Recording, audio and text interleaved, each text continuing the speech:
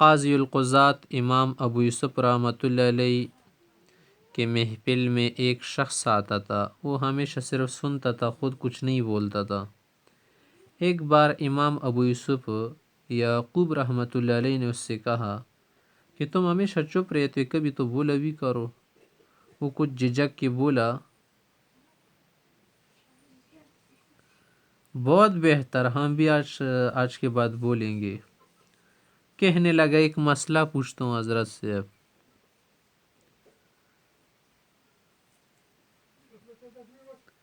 یہ بتائے کہ روزے دار کو افطار کس وقت کرنی چاہیے؟ امام ابو یوسف رحمۃ اللہ علیہ نے جواب دیا کہ جب سورج غروب ہو جائے۔ اس نے پھر دریافت کیا کہ اگر سورج آدھی رات تک نہ ڈوبے تو؟ امام ابو یوسف رحمۃ اللہ علیہ مسکرائے اور بولے کہ تمہارا چپ رہنا ہی بہتر ہے۔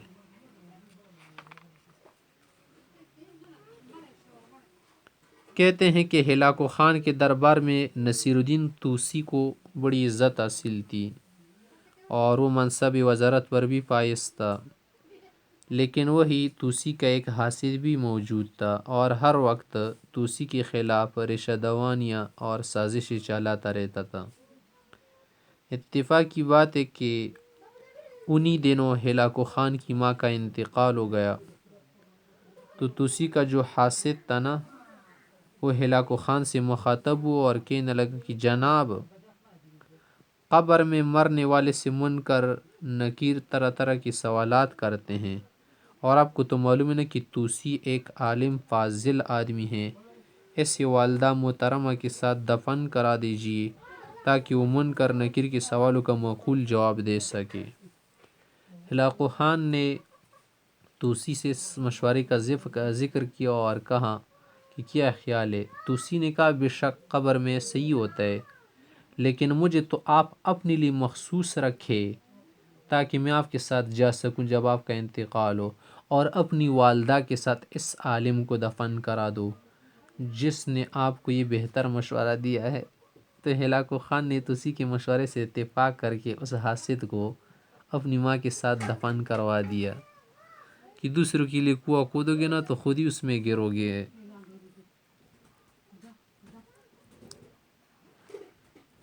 کہتے ہیں ایک شخص تھا، وہ ایک قبر کے پاس بیٹھا ہوا تھا، زار و قطار سے رو رہا تھا۔ کسی نے اس سے پوچھا کہ آپ کے بیٹی کی قبر ہے، کیا آپ اتنے رو رہے؟ کہا نہیں۔ پھر پوچھا کہ والدہ یا والد کی قبر ہے کیا؟ کہا نہیں۔ تو پھر پوچھا کہ پھر ہے کس کی ہے؟ تو اس نے کہا کہ یہ جو میری بیوی ہے نا، اس کے پہلے شوہر کی قبر ہے۔ بدبخت تو خود مر گیا نا، لیکن اس بلا کو میرے گلے ڈال دیا، اسی لیے مجھے رونا آ رہا ہے۔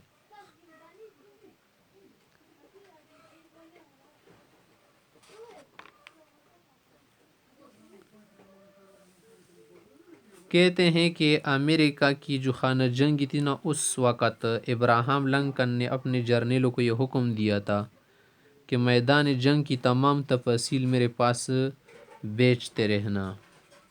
کہتے ہیں کہ ایک روز ایک جرنیل کا تار موصول ہوا، اس میں لکھا ہوا تھا کہ 6 گائے ہمارے ہاتھ لگی ہیں، اس کے لیے آپ کا کیا حکم ہے؟ تو صدر نے تار کے ذریعے جواب دیا کہ ان کا دودھ نکالیے۔ کہتے ہیں کہ ایک مرتبہ حضرت علامہ اقبال رحمۃ اللہ علیہ بیمار ہو گئے، معالج نے اسے آم کھانے سے منع کر دیا کہ آم نہیں کھانا۔ تو علامہ اقبال رحمۃ اللہ علیہ بڑے مضطرب ہو گئے اور کہنے لگے کہ مرنا تو برحق ہے، آم نہ کھا کے مرنے سے آم کھا کے مرنا تو بہتر ہے۔ یعنی اگر آدمی آم نہ کھائے نہ مرے، اس سے تو یہ بہتر نا کہ آم کھا کے مرے۔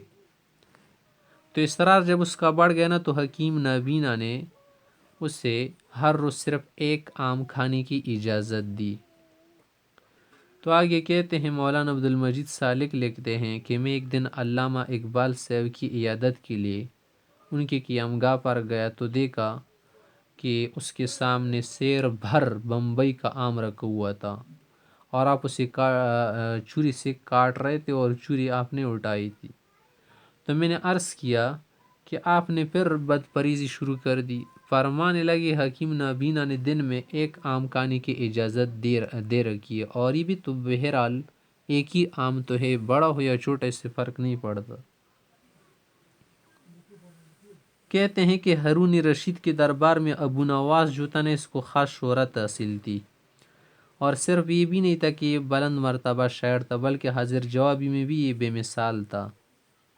کہتے ہیں کہ ایک مرتبہ ہارون رشید کی جو چہیتی بیوی تھی نا زبیدہ، اس نے ابو نواس سے یہ حکم دیا اور کہا کہ میرے بیٹے جو امین ہے نا اس کو تم شاعری سکھانا، اس کو شاعری کا شوق ہے، اور ساتھ ساتھ اس کے اشعار کی اصلاح بھی کرنا۔ ابو نواس تو واقع آدمی کو اسے کیا انکار ہو سکتا تھا، تو اس نے امین کو کیا کر دیا کہ کاٹی کے بس لے کے آنا اشعار۔ تو امین نے اپنے اشعار اصلاح کی غرض سے ایک مرتبہ ابو نواس کی خدمت میں پیش کیا۔ ابو نواس نے پہلی ہی مرتبہ ضرورت سے زیادہ اس پر کیا تنقید وغیرہ کر کے اشعار میں عروض اور قافیہ وغیرہ کی جو غلطیاں ہوتی ہیں نا، شعر کے جو اوزان ہوتے ہیں، تو بہت ساری غلطیاں نکال دی۔ تو اس طرح سے امین کو غصہ آ گیا، اسے فوراً قید خانے میں ڈال دیا۔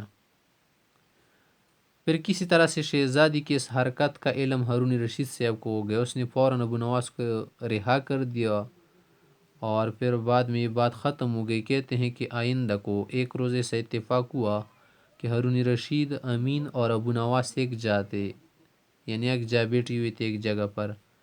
ہارون رشید نے امین کو حکم دیا کہ امین تمہارے استاد موجود موقع سے فائدہ اٹھاؤ اور اپنے اشعار کی اصلاح کراؤ۔